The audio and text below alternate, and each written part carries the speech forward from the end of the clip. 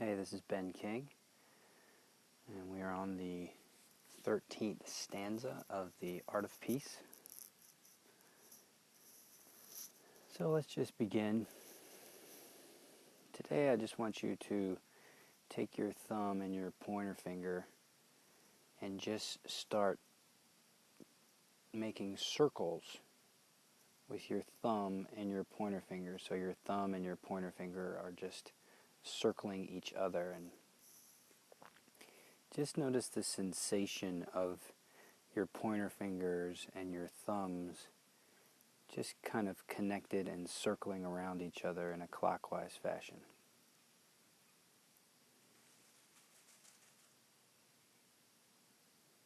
Change the direction. Just notice the sensation of it.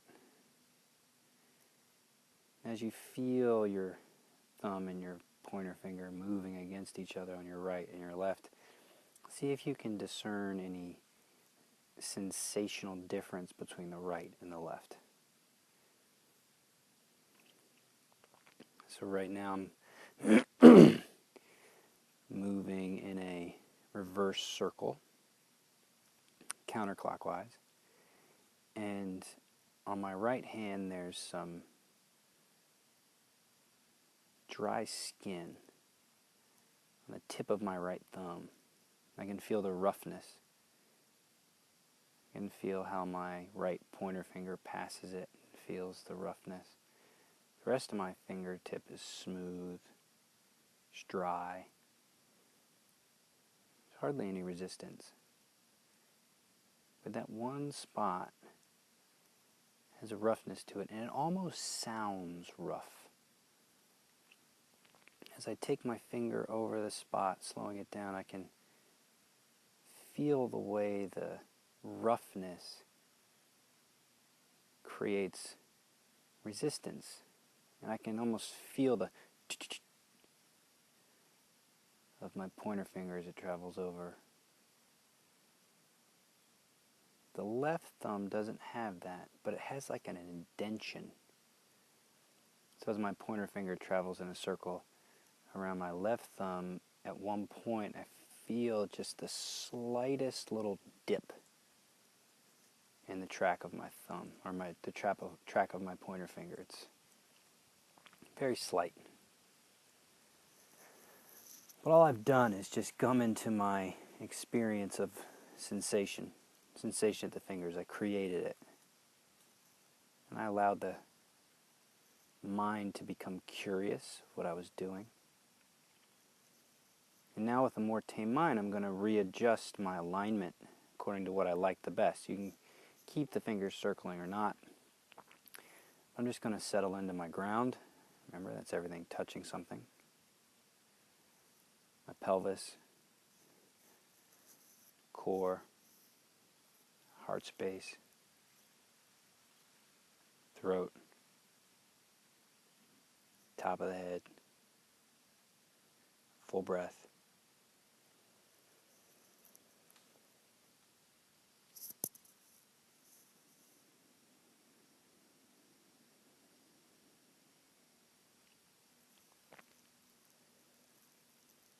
So I'm working in a group on best practices for working with veterans through the medium of complementary and alternative medical techniques like yoga, meditation, and mindfulness. And we're doing this kind of unique creative process whereby people have sent in to the organizers the best practices of what they've currently been doing or they've done before. And then we take those best practices and then attempt to kind of drill down on them a little bit, have discussions about them, and then agree upon what should be added or what should be left out. So part of my role as the facilitator is to keep the process moving and keep people interacting with each other and keep the creativity growing. And in the beginning of the process, there was a sense that it could go either way. There's some really smart people in the group, people who have been published and written books or papers, and then there are people who, are yoga teachers and have not been published or not researchers. And so there were several moments inside the early stages of the gathering that it could have gone either way. The group could have meshed, or the group could have fallen apart. And my job was to facilitate. And I considered my job to be working well, or my job as facilitator to be moving in a positive fashion if we were moving forward and we were including everybody. And I recognize a need for change or adjustment if people weren't participating. And so I began my role by going through the mindful meditation that we always go through. And then I allowed the process to begin to take shape, and I allowed the different people inside the group to begin expressing their opinions. And as I allowed this to happen, I included my opinion on different things, but I also paid close attention to how the conversation felt. And this is where the sensational experience, beyond the idea, the sensational experience of whatever's going on becomes incredibly important. I felt dissension, I felt frustration at a certain point. And because I felt that, I felt that in my body, I knew that other people were feeling it too. There was a lack of flow. And the way it showed up in my body was just kind of like a tiny nagging. But I also noticed the way that it showed up in the sounds that people were making, the body language, the furrowed brow. It was very much a sensational experience for me and an awareness of what was going on around me. So it was happening simultaneously. So my interaction with that experience was essential in helping to facilitate an environment where that experience or that sensation was acknowledged and that people were brought back down or brought into an environment of co-creation. And the experience of it was very much like any experience I've had with myself. Some aspect of my body is not being acknowledged or ignored. Can I give it attention? Do I give it too much attention or not enough? And so it was just a very subtle back and forth, a little bit of pressure here, a little bit of resistance there, insertion here, softening there. And it was constant. It was a constant back and forth. So the external practice, the external experience is no different than the internal experience. So as I sit here right now and on my seat, I can feel the way my left leg is pressed against the moss beneath me. I can feel the way my right foot is also on the moss, but there's an edge to it. If I put any more weight into my right foot, it's going to move. So I want to keep my body in the position that it's in, so I just subtly pull back on my right, put a little bit more weight on my left. That's going to create an environment in my hips. I feel sensation in my lower back, my shoulders. And then from there, I can make an informed decision of how to move. I can shift, or I can recross my legs in a different way.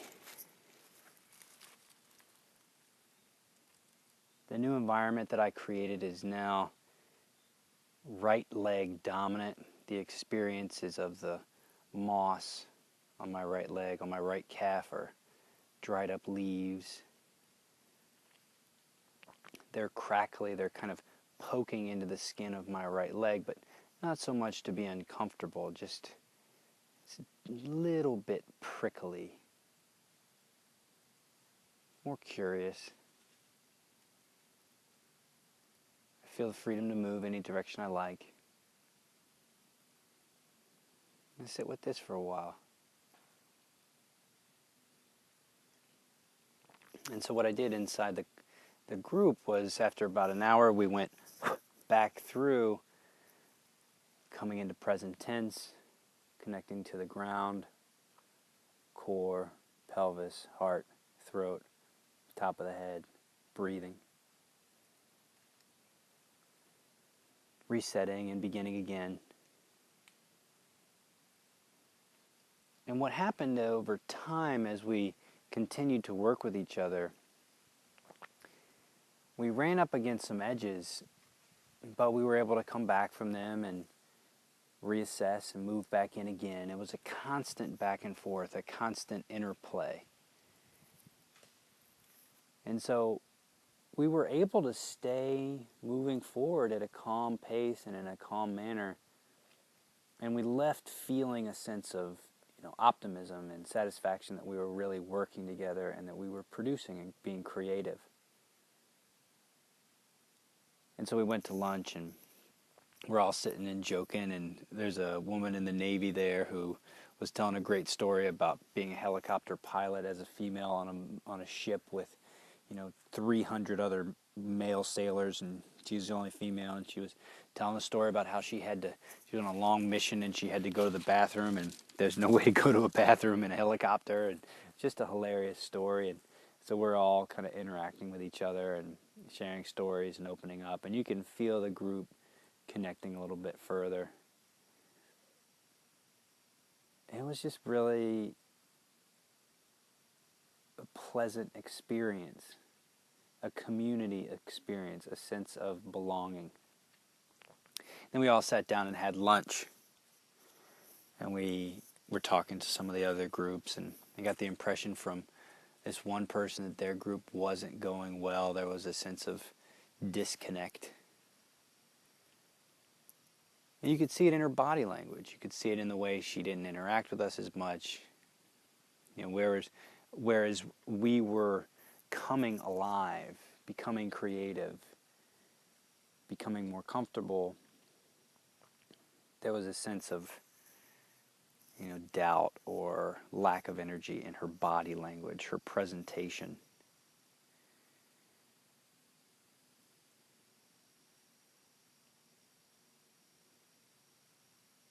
The entire experience is one of back and forth.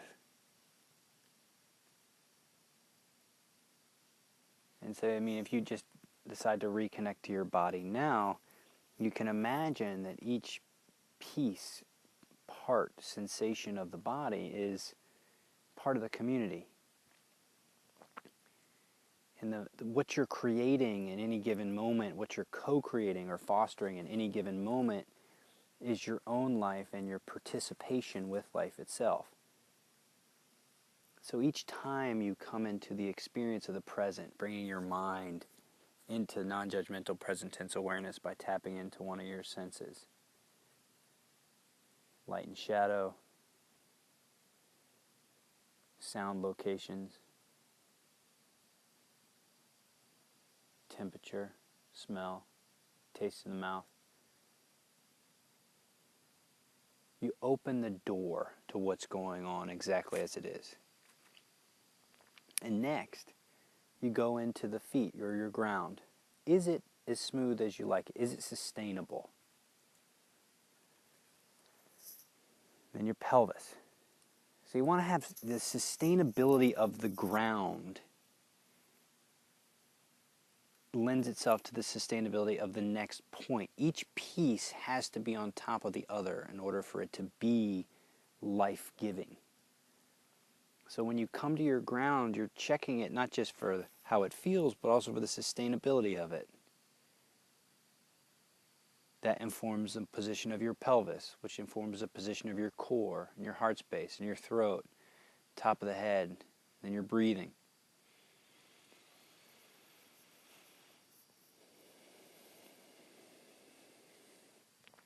This interaction with yourself, the interaction with your corporal being through your awareness,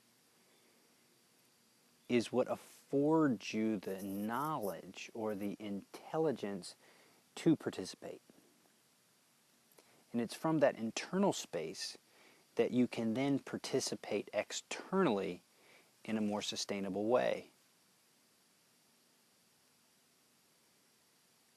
So part of the path that you're on, part of the path of the art of peace, part of warriorship in this context is the essential element is creating life, generating creativity and growth. The opposite of that is stagnation and death. Nothing grows. You get stuck. You get stuck on a uncomfortable aspect of your body and have no recourse for analyzing it or interacting with it. Stuck in your own head or your thought processes and not being able to see outside of it.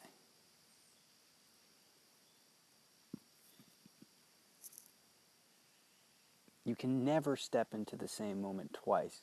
You can never step into the same body twice. The hugeness of this idea is representative of life and death. Every moment holds death. Every moment holds life. Cultivating life, cultivating sustainability is what Mother Nature has already done for us. That doesn't mean stillness. It's like the other day, spring, fall, winter, spring, summer, fall, winter. There's change, but underneath that change are the sustainable qualities of existence itself. That experience is embodied in your alignment. It's embodied in your being itself. Their reflections, manifestations, their interaction. You're co-creating with that space. Again, coming back to the first way you do it. The first way you do it is by present tense awareness, non-judgmental present tense awareness. The second step is going through your corporal being. Feet, pelvis, core, heart, throat, top of the head. Now, by being on this path of the art of peace, your intention is bigger than yourself. You are interacting with yourself as a means to interact with others, with Mother Nature, with the world around you. And so what the art of peace is doing, it's fortifying you with the idea. And what I'm hoping or attempting to do is fortify you with experiences that inform the ideas, that lead you to the reality that you are, I am, we are warriors in the moment. We are warriors dealing with life and death at any given moment. The excitement, the majesty, the wonder of life itself, of interacting with yourself, your own being, interacting with others. That's the bigness of it. That's the fullness of it. That is the path that you're on with me right now.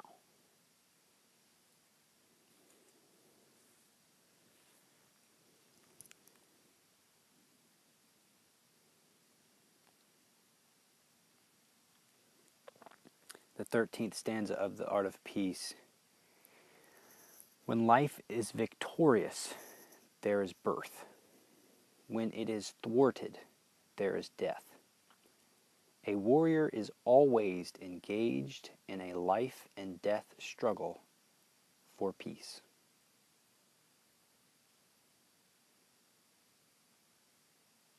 King.